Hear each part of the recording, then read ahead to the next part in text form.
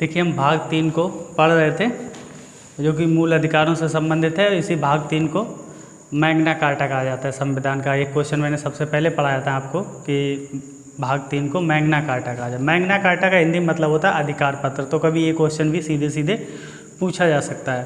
तो इस मूल अनुच्छेद पे धर्म की स्वतंत्रता का अधिकार अनुच्छेद 25 से 28 तक है। ये समूह जो अभी हम पढ़ रहे थे 23 वाले में हमने शोषण के विरुद्ध जो अधिकार पढ़े थे। तो अब हम देखते हैं उससे आगे। तो इससे पहले हम 2-3 बातें जान लेते हैं। जैसे कि अगर आपसे क्वेश्चन ये पूछा जाए कि भारत एक कैसा राज्य है, क्या वह धर्मनिरपेक्ष राज्य है या भारत का कोई धर्म है? तो भारत एक धर्मनिरपेक्ष राज्य है। धर्मनिरपेक्ष राज्य पढ़ाते समय जैसे मैंने प्रस्तावना पढ़ाई थी, प्रस्तावना में एक शब्द आया था पंथ निरपेक्ष। तो पंथ निरपेक्ष को ही किन्हीं शब्दों में धर्मनिरपेक्ष कहा जाता है। लगभग अंतर दोनों का है थोड़ा, लेकिन मानना से भी जाता है। तो भारत एक धर्मनिरपेक्ष राज्य है, मतलब भारत का कोई धर्म नहीं है। जैसे बांग्लादेश का इस्लाम धर्म है, पाकिस्तान का इस्लाम धर्म है। भारत का कोई घोषित धर्म नहीं है, इसलिए भारत एक धर्मनिरपेक्ष राज्य है। तो ये क्वेश्चन आ सकता है। और दूसरा, ये धर्म की स्वतंत्रता का जो समूह है वो 25 से 28 तक चलता है। और इसमें जो अनुच्छेद 25 है इसमें व्यक्तिगत स्वतंत्रता दी हुई है। व्यक्ति को क्या क्या स्वतंत्रताएं हैं हम इसको बांट के पढ़ते हैं। 25(1) में क्या क्या दिया है कि प्रत्येक व्यक्ति को अंतःकरण, धर्म को मानने, धर्म का आचरण करने और धर्म का प्रचार करने की स्वतंत्रताएं प्राप्त होंगी। तो ये जैसे एक क्वेश्चन बना और उसमें ये 3 विकल्प दे दिए, अंतःकरण, धर्म को मानने का, धर्म का आचरण करने का, और यहाँ पे दे दिया धर्मांतरण कराने का। तो उसमें पूछेगा कौन सा गलत है, तो 4 नंबर गलत होगा। तो इसी प्रकार तोड़ तोड़ के एग्जामिनर क्वेश्चन पूछता है, हम उसी प्रकार तैयार करेंगे। तो अंतःकरण का मतलब क्या होता है कि मेरे मन में, मेरे अंदर किस भगवान को मैं मानता हूँ, किस ईश्वर अल्लाह जिसको भी मानता हूँ उसको अपने अंदर रख सकता हूँ, अपने दिल में रख सकता हूँ। हमसे कोई नहीं पूछेगा भाई क्यों तुम अपने अंदर किसको रखे हो।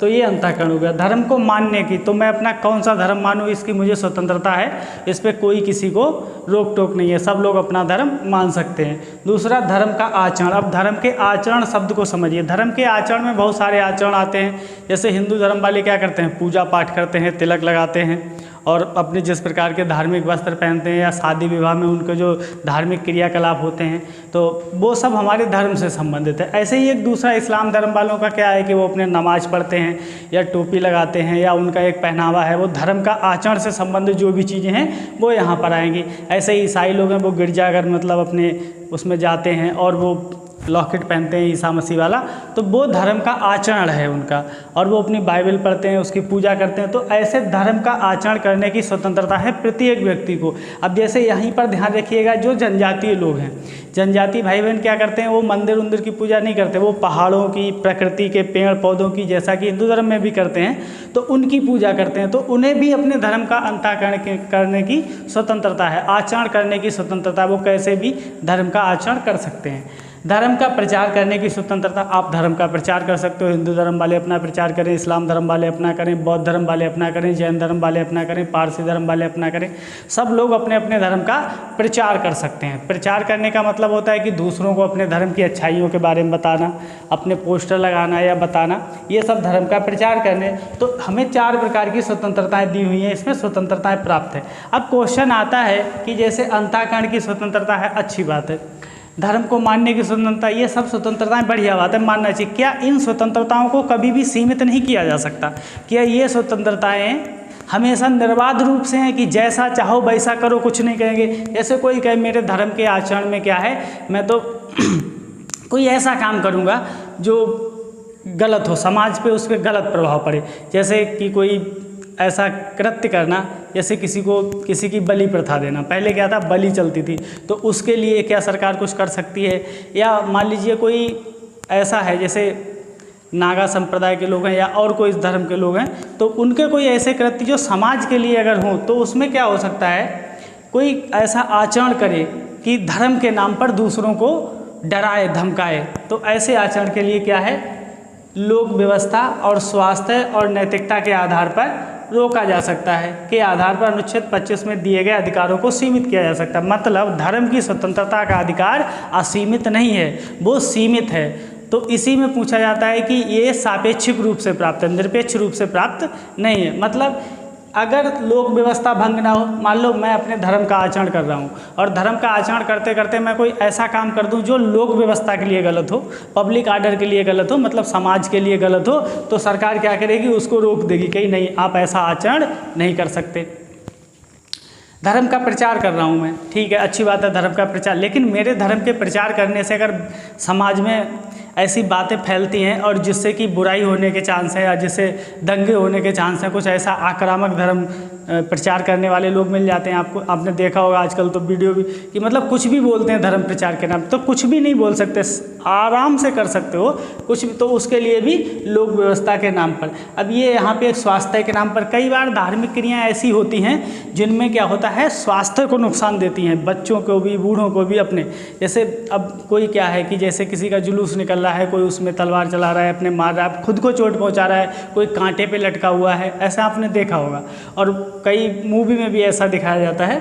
और स्वास्थ्य, अब जैसे कि ये जो हमारा जो पटाखों पर प्रतिबंध लगाया था दिल्ली हाई कोर्ट में जो बात चली थी, वो स्वास्थ्य के आधार पर, मतलब हमारे धर्म का आचरण करने में क्या है, दीपावली पटाखे चलाना, तो उस पर जो लगाया था तो यही स्वास्थ्य के आधार पर रोका जा सकता है किसी भी धर्म को। इसमें कोई भेदभाव नहीं है कि एक धर्म को रोका जाएगा दूसरे को नहीं, सबको समान रूप से रोक सकती है सरकार। नैतिकता के आधार पर, नैतिकता मतलब कोई ऐसा कृत्य नहीं करोगे जिससे नैतिकता का नहीं। अब तो कोई कहे कि नहीं भाई मेरे धर्म प्रचार में तो ये भड़काना है, किसी को गाली देना, अवमानना करना है, ऐसा नहीं कर सकते। मतलब नैतिकता बनी रहे, अगर लोक व्यवस्था बनी रहे और स्वास्थ्य बना रहे और नैतिकता बनी रहे तो आपको ये 4 स्वतंत्रता प्राप्त है। अगर इनमें कोई दिक्कत होती है तो इनके आधार पर धर्म के अधिकार को सीमित किया जा सकता है। तो ये तो हो गया क्वेश्चन और ये हो गया युक्ति निर्बंधन बोलते हैं, मतलब सरकार इनके आधार पर रोक लगा सकती है।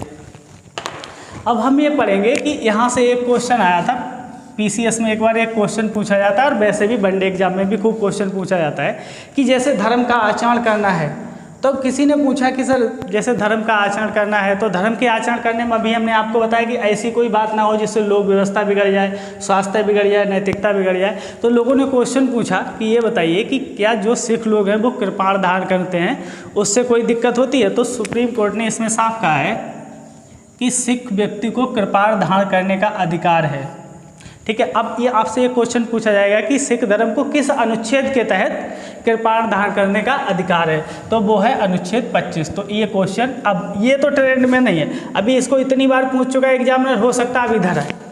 ठीक है, तो एग्जामिनर एक स्टेप आगे बढ़ता है। तो सिख धर्म को कृपाण धारण करने का अधिकार किस अनुच्छेद के तहत मिला है? अनुच्छेद 25 के तहत।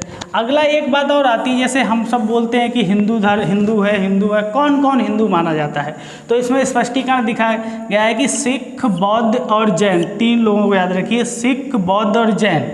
ठीक है, आपको पता भी होगा कि पहले हिंदू धर्म था, सनातन हिंदू धर्म था, उसमें से कुछ लोगों ने सिख धर्म आगे चल के अडॉप्ट कर लिया और किसी ने बौद्ध धर्म को अपना लिया, किसी ने जैन धर्म, लेकिन ये पहले हिंदू ही थे। तो अब इसमें क्या है कि हिंदू की परिभाषा के तहत सिख को भी माना जाएगा, बौद्ध को भी माना जाएगा और जैन को भी, इन तीनों को हिंदू में ही शामिल किया जाता है। तो अब जब इनको हिंदू में शामिल किया जाता है तो इनको हिंदू मंदिरों में प्रवेश करने से नहीं रोक सकते कि भाई सिख लोग हिंदू मंदिरों में। और आपने देखा होगा सद्भाव भी है, गुरुद्वारा में सब लोग जाते हैं, हिंदू लोग भी जाते हैं, मुस्लिम लोग भी जाते हैं, सभी लोग जाते हैं, यहाँ तो मज़ारों पे भी सभी लोग जाते हैं। तो भारत में धार्मिक सहिष्णुता है, मतलब एक दूसरे को धर्म को मानने की सहिष्णुता, हम सभी के धर्म का सम्मान करते हैं। एक दो अब बात छोड़ दीजिए भारत में लड़ाई झगड़े के, वो तो बस राजनीतिक प्रेरित होते हैं कि लड़ाई करवा दी, वरना भारत में इतनी ज़्यादा सहिष्णुता है कि आपको एक ही गाँव में मंदिर भी मिलेगा, मस्जिद भी मिलेगी, सब प्रेम भाव से रहता है। हिंदू मुस्लिम पता भी नहीं चलता जब तक चुनाव ना हो तब तक, बाकी तो ये हिंदू सिख सब प्रेम भाव से रहते हैं, तो इनको हिंदू मंदिरों में जाने का अधिकार है। तो ये अनुच्छेद 25 के तहत एक और बात है, अगर आपसे मान लो ऊपर वाले से क्वेश्चन ना बना के नीचे वाले से क्वेश्चन बनाए, तो ये स्टैन लास एक वाद था, वाद मतलब एक मुकदमा आया था सुप्रीम कोर्ट में, और उसमें ये चर्चा हुई थी 1977 में कि, तो सुप्रीम कोर्ट ने 2 बातें कही थी कि कोई व्यक्ति स्वेच्छा से अपना धर्म परिवर्तन कर सकता है। ये बात है कि जैसे किसी का कोई धर्म अभी X है तो वो Y धर्म अपना सकता है, इसमें कोई रोक टोक नहीं है, लेकिन परंतु कोई व्यक्ति दूसरे व्यक्ति का धर्मांतरण नहीं करवा सकता।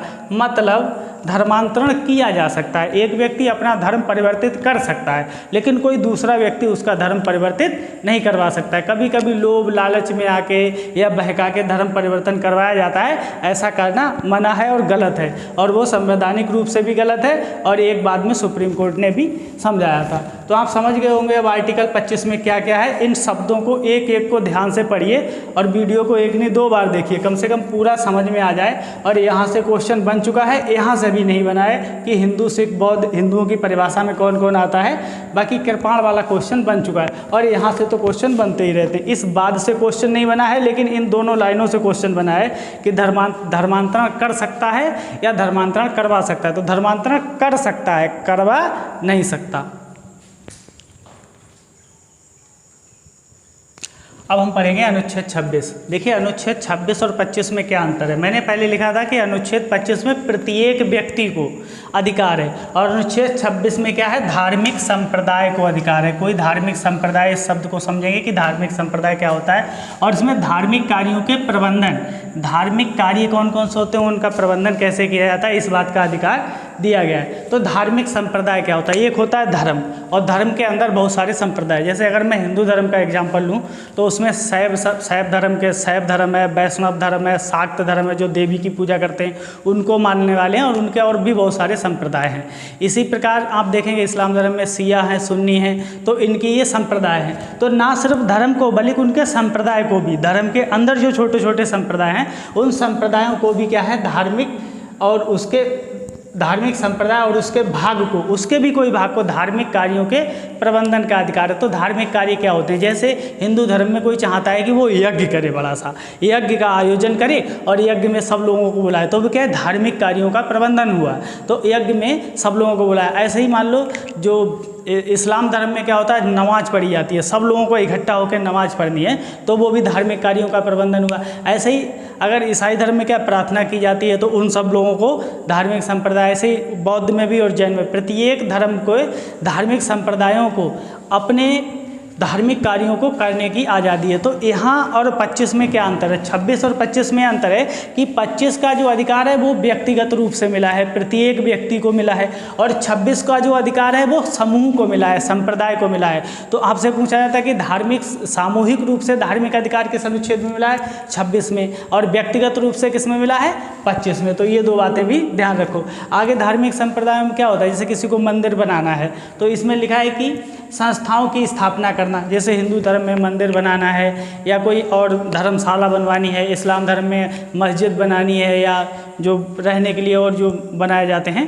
तो ऐसी संरचनाएं बनानी है। ऐसे ही बौद्ध धर्म में बौद्ध मठ का निर्माण करना है और चैत्य का निर्माण करना है।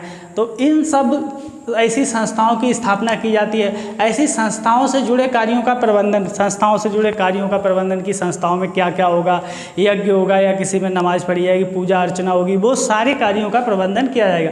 अच्छा, चल अचल संपत्ति का अर्जन एवं प्रबंधन भी कर सकते हैं। चल अचल संपत्ति क्या होती है, चल संपत्ति वो होती है जो खर्च हो जाती है, जैसे पैसा है, रुपया है, और अचल संपत्ति जैसे जमीन है, भूमि है, इसको अचल संपत्ति माना जाता है। अब धार्मिक कार्यों के प्रबंधन के लिए अगर किसी को भूमि चाहिए, जमीन चाहिए, तो वो जमीन खरीद सकता है, ठीक है, और उसको अपना स्वामित्व भी रख सकता है, मतलब उसका मालिक भी बन सकता है। जैसे एग्जाम्पल के लिए एक मंदिर बनना है, तो एक मंदिर बनने के लिए ज़मीन खरीदी जा सकती है। उस ज़मीन खरीद पर उस पर मंदिर बना के उसका स्वामित्व मतलब मालिकाना हक भी किसी को मिल सकता है, और उसका प्रबंधन वो पुजारी या कोई भी संस्था या ट्रस्ट करता रहेगा।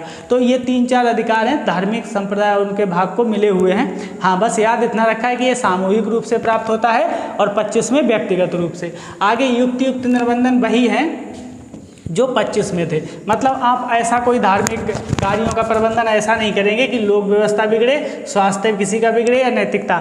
अगर इन तीनों मानदंडों का उल्लंघन हुआ तो इस अधिकार पर, धार्मिक कार्यों के प्रबंधन पर रोक लगाई जा सकती है। मतलब ये निरपेक्ष नहीं है, ये किसी ना किसी के तहत है। मतलब इन 3 चीज़ों के तहत ही ये अधिकार मिला है। अगर इन 3 चीज़ों का पालन होता है तो बेशक आप धार्मिक कार्यों का प्रबंधन कीजिए, कोई नहीं रोकता। इसीलिए आपने देखा होगा कि कभी कभी झांकी निकालने के लिए पुलिस प्रशासन रोक देता है, कभी कभी नमाज पढ़ने के लिए रोक देता है। तो वो क्यों रोक देता है? ताकि लोक व्यवस्था ना बिगड़े, स्वास्थ्य ना बिगड़े और नैतिकता, इन तीनों आधारों पर ही रोका जाता है।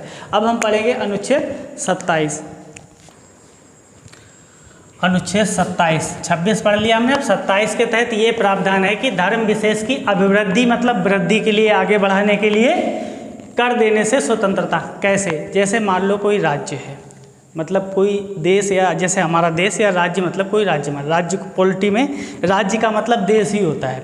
तो जैसे हमारा कोई राज्य है, वो राज्य क्या क्या नहीं कर सकता, व्यक्तियों से धर्म विशेष की अभिवृद्धि के लिए कर नहीं ले सकता। इसको एग्जाम्पल के तहत समझिए। पहले मध्यकाल में क्या होता था, हिंदू धर्म के लोगों से जजिया कर लिया जाता था। किस आधार पे? क्योंकि वो हिंदू हैं, इसलिए उनसे जजिया कर लिया जा सकता। तो वर्तमान में कोई भी सरकार या राज्य धर्म विशेष के लोगों से कर नहीं वसूल सकता। ऐसा नहीं कर सकता कि तुम इस धर्म के हो इसलिए कर दो, मतलब तुम्हारा धर्म एक्स है इसलिए तुम कर दो, बाई धर्म वाले कर नहीं देंगे। कर में मैं अंतर, एक शब्द कर भी जानने लायक है, तो कर नहीं वसूल सकता। पहला तो प्रावधान ये है। दूसरा प्रावधान है कि धर्म विशेष पर खर्च करने के लिए सभी लोगों से कर नहीं ले सकता। ऐसा नहीं कर सकता कि एक्स धर्म पर खर्च करने के लिए सभी धर्मों के लोगों से कर वसूले, सबसे कर वसूले, एक धर्म को दो। तो ये क्यों नहीं कर सकता? क्योंकि हमारा भारत है वो धर्मनिरपेक्ष राज्य है। अगर ऐसा करेगा तो एक धर्म के साथ दूसरे धर्म का भेदभाव नहीं होगा। इसलिए भेदभाव ना हो, इसलिए हमारे संविधान निर्माताओं ने ये प्रावधान बनाया संविधान में कि ना तो किसी धर्म विशेष के लोगों से कर वसूला जाएगा जैसे पहले वसूला जाता था, और ना ही सभी लोगों से कर वसूल कर किसी एक धर्म की तरक्की की जाएगी कि ठीक है सबसे कर लो, एक धर्म पे खर्च करो। और ना ही राज्य जो कर वसूलता है, सामान्यतः कर देते हैं, जो लोग टैक्स चुकाते हैं वो टैक्स देते हैं, उसको एकत्रित किया धन तो वो अन्य सुविधाओं पे खर्च करिए, स्वास्थ्य पे करिए, शिक्षा पे करिए, लेकिन उसको किसी धर्म विशेष के रखरखाव के लिए खर्च नहीं कर सकते कि एक धर्म के लिए ही खर्च करो, दूसरे के लिए खर्च नहीं करो। तो इसमें एक आ गया है कि धर्म विशेष की अभिवृद्धि के लिए कर देने से स्वतंत्रता है। तो यहाँ कर देने से 3 स्वतंत्रता हैं। अच्छा, अब एक बात ये दिमाग में आ रही होगी, तो क्या राज्य किसी भी धर्म को कुछ भी नहीं देगा, बिल्कुल पैसे नहीं देगा, उसकी वृद्धि के लिए कुछ भी नहीं करेगा? नहीं, ऐसा नहीं है। हमारे संविधान में कहा गया है कि धर्म है, राज्य है, वो प्रत्येक धर्म की अभिवृद्धि के लिए कुछ ना कुछ प्रयास करेगा, सबके लिए करेगा, सर्वधर्म समभाव के हिसाब से करेगा, सबकी वृद्धि करेगा, एक की नहीं करेगा, ना एक के लोगों से कर लेगा। अच्छा, कर क्या होता है? कर वो होता है जिसके बदले, कर जब आप व्यक्ति चुकाता है उसके बदले उसको कुछ भी नहीं मिलता। तो कर तो नहीं ले सकता। मान लो एग्जामिनर को नेक्स्ट लेवल का क्वेश्चन पूछना है और एग्जामिनर को पता है कि ये सब चीज़ें आजकल बच्चों ने पढ़ रखी हैं कि कर नहीं ले सकता, या सभी लोगों से कर नहीं ले सकता, या कर इकट्ठा है उसको किसी धर्म पे खर्च नहीं। अब एग्जामिनर एक स्टेप आगे पहुँच गया और उसने मान लो एक शब्द लिख लिया कर की जगह पे शुल्क। इसको देखें ध्यान से, कर की जगह पे एक शब्द लिख लिया शुल्क। शुल्क क्या होता है? कहीं भी जाते हैं हम, कोई सेवा लेते हैं, उसके बदले हमें शुल्क देना पड़ता, तभी लोग कहते भी हैं कि सेवा शुल्क। ठीक है, तो रोडवेज पे तो देखा ही होगा आपने शुल्क वाला व्यवस्था। तो ये शुल्क क्या होता है? मंदिर में भी देखा होगा, कहीं कहीं मंदिर में जाओ आप तो वहाँ शुल्क पड़ता है कि भाई इस वाली लाइन में लगोगे तो इतने पैसे शुल्क, क्योंकि वहाँ पे जो प्रशासन देखता है, व्यवस्था देखता है, उसमें लोगों के पेयजल की व्यवस्था करनी होती है, रहने पीने खाने पीने की व्यवस्था करनी होती है। आपने देखा होगा कि किसी धर्मशाला में टिको तो 5 रुपये 10 रुपये ले लेते हैं एक रात के ठहरने के लिए, तो वो शुल्क होता है, वो कर नहीं होता। तो क्या राज्य शुल्क ले सकता है? हाँ, राज्य शुल्क ले सकता है किसी धर्म के लिए। अब जैसे कोई मेले का आयोजन होना है कहीं, तो क्या है? शुल्क ले सकती है सरकार, कहेगी इस क्षेत्र के सभी लोग 5-5 रुपये जमा करें, मेले का आयोजन होना है या कुछ और आयोजन होना है, तो शुल्क ले सकती है सरकार, लेकिन कर नहीं ले सकती। शुल्क लेने के बाद सुविधा भी देगी, ये निश्चित होता है। शुल्क कभी ऐसे ही नहीं लिया जाता, शुल्क किसी सुविधा के बदले लिया जाता है। तो सरकार शुल्क लेगी और शुल्क के बदले सुविधा देगी, वहाँ प्रबंधन व्यवस्था करेगी। जैसे कुंभ के मेले का आयोजन होता है, वहाँ अच्छी प्रबंधन व्यवस्था होती है, ऐसे ही किसी और मेले का आयोजन होता है तो शुल्क लिया जा सकता है, कर नहीं लिया जा सकता। अगला आपको लगता है एक शब्द आपने पढ़ा होगा, चंदा। इकट्ठा किया ही होगा कभी न कभी धार्मिक कार्यों के लिए, या कोई भी फंक्शन जो भी पड़ोस गली मोहल्ले में करते हो तो चंदा वसूल किया जा सकता है। ये व्यक्ति कर रहा है, शुल्क राज्य ले सकता है। तो ये 2 शब्द याद रखिए, शुल्क और चंदा। सरकार शुल्क ले सकती है लेकिन कर नहीं ले सकती। अब हम पढ़ेंगे आर्टिकल 28। अनुच्छेद 28 ये बताता है कि किन स्कूलों में धार्मिक शिक्षा दी जाएगी और किन स्कूलों में धार्मिक शिक्षा नहीं दी जाएगी। तो देखिए, स्कूलों में धार्मिक शिक्षा और प्रार्थना में उपस्थित होने के बारे में स्वतंत्रता है। क्या क्या स्वतंत्रता है? किन स्कूलों में प्रार्थना में उपस्थित होना जरूरी है, किन स्कूलों में धार्मिक शिक्षा दी जा सकती है, धर्म से संबंधित शिक्षा दी जा सकती है, और किन स्कूलों में नहीं दी जा सकती है। तो यहाँ से क्वेश्चन डिटेल से पहला तो यही मिलाने के लिए आ जाएगा कि स्कूलों में धार्मिक शिक्षा प्रार्थना में उपस्थित होने की स्वतंत्रता किस अनुच्छेद में है, तो आप बता दोगे 28 में। लेकिन अगर मान लो ये अंदर जाके क्वेश्चन बनाता है कि इस स्कूल में, इस कैटेगरी के स्कूल में धार्मिक शिक्षा दी जाएगी या नहीं दी जाएगी, या दी जाएगी तो किस शर्त पे दी जाएगी, तो हम देखते हैं। पहली कैटेगरी हो सकती है कि कोई स्कूल ऐसा है जो पूर्णतया वित्त पोषित है सरकार द्वारा। मान लो उस स्कूल के लिए पैसा आती है, स्कूल चलाने के लिए वो सारा का सारा पैसा सरकार देती है, ठीक है। दूसरा है सरकार ने उसको मान्यता भी दे रखी है, मतलब पैसा भी सरकार देती है पूरी तरीके से और मान्यता भी सरकार ने दे रखी है। तो ऐसा स्कूल कौन सा हो सकता है? मान लो प्राइमरी स्कूल जो एकदम सरकारी स्कूल है, जूनियर स्कूल जो सरकारी स्कूल है, उसमें क्या है, धार्मिक शिक्षा नहीं दी जा सकती। अब ये याद करने वाली बात क्या है, जैसे ये हिसाब रखिए, मैंने बताया कि भारत धर्मनिरपेक्ष राज्य है, तो भारत सरकार को या राज्य सरकार कोई भी ऐसा काम नहीं करेगी जिससे किसी की धर्मनिरपेक्षता प्रभावित हो। अब सरकारी स्कूल है तो मतलब वो सरकार के अंडर में है, तो सरकार क्या करेगी, धार्मिक शिक्षा नहीं दी जा सकती, मतलब सरकारी स्कूल में धार्मिक शिक्षा नहीं दी जा सकती।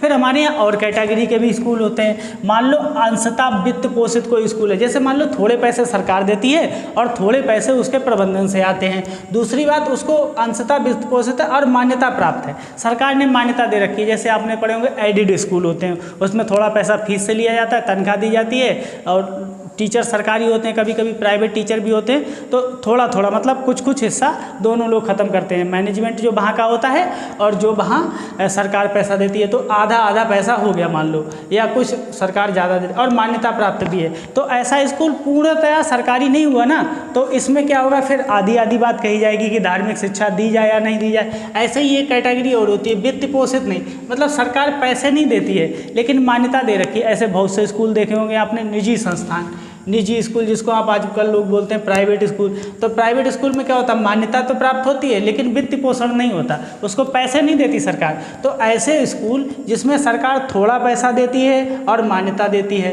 दूसरा स्कूल जिसमें वित्त पोषण नहीं करती है, मतलब पैसा नहीं देती है लेकिन मान्यता देती है, इन दोनों कैटेगरी के स्कूलों में क्या धार्मिक शिक्षा दी जा सकती है? हाँ, दी जा सकती है। तो कैसे दी जा सकती है? अगर 18 वर्ष से कम उम्र का है जो बच्चा शिक्षा ग्रहण कर रहा है, अगर वो 18 वर्ष से कम उम्र का है तो इस बात का निर्णय कौन लेगा? उसके माता पिता लेंगे कि धार्मिक शिक्षा दी जाए या नहीं दी जाए। 18 वर्ष से कम का होगा तो निर्णय कौन लेगा? माता पिता की इच्छा पर। मान लो बेटा 18 साल का हो गया, अब तो बालिग हो गया, तो क्या है, अब वो लड़का या लड़की जो भी 18 साल से ऊपर या नीचे है, तो नीचे होंगे तो माता पिता निर्णय लेंगे, और अगर 18 साल के ऊपर का है तो निर्णय बच्चा स्वयं लेगा कि उसे धार्मिक शिक्षा लेनी है या नहीं लेनी है। उसे प्रार्थना में उपस्थित होने के लिए, उसे धार्मिक शिक्षा में उपस्थित होने के लिए बाध्य नहीं किया जा सकता। अब यहीं पर और देख लीजिए, जो प्राइमरी स्कूल होता है उसमें प्रार्थना किसी धर्म से संबंधित नहीं होती है, सबके ऐसी प्रार्थना होगी कॉमन वाली, वो सबके ईश्वर के मानते। जैसे मेरे स्कूल जो मैं पढ़ता था उसमें प्रार्थना होती थी, वो सत्य हमें दो, दया निधि, कर्तव्य मार्ग पर डट जावे, मतलब ऐसी मोटिवेशनल स्पीच जो व्यक्ति को नैतिक बनाती हो, ऐसी प्रार्थना होगी, किसी धर्म से संबंधित प्रार्थना नहीं होगी। तो आज हमने देखा धार्मिक स्वतंत्रता का अधिकार, अनुच्छेद 25 से 28 तक चारों अनुच्छेद मैंने डिटेल से बताए हैं। वैसे ही अनुच्छेदों को 5 मिनट 10 मिनट में भी पढ़ाया जा सकता था, लेकिन कोई भी क्वेश्चन ना बचे और कितनी भी गहराई से जाके एग्जाम में पूछा और आप क्वेश्चन हल करके आओ, इसलिए मैं डिटेल से पढ़ाता हूँ। वीडियो देखते रहिए और लाइक शेयर और कमेंट करते रहिए। जितनी मेहनत करता हूँ उतना तो वापस कर ही दिया करूँ। Thank you.